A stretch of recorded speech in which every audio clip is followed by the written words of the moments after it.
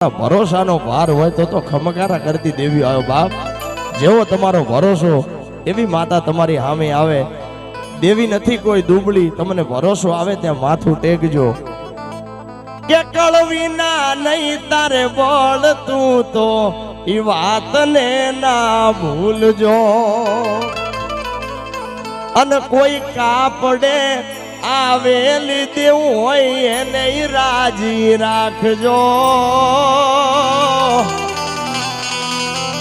માં એમ કે છે કે હું નથી કહેતી કે મારા પાસે દોડીને આવો, તમારી કળની દેવીને પૂછજો. કાપડે આવેલી કોઈ દેવ હોય તો એને પૂછજો, એ રાજી તો હું તો ખમકારા કરીશ. આમ માં કહે છે, બંધવાળી મેલડી કાયમ એમ કહે છે. અને માતાજીએ ખૂબ સરસ વાત કરેલી. કેવી કે આપણને ખબર હોવી જોઈએ કે આપણે ક્યાં બેસવું, કોના ભેગું બેસવું અને કેટલું બેસવું. મારા બાપ મેલડી તમને રાજા કરીને ફેરવે.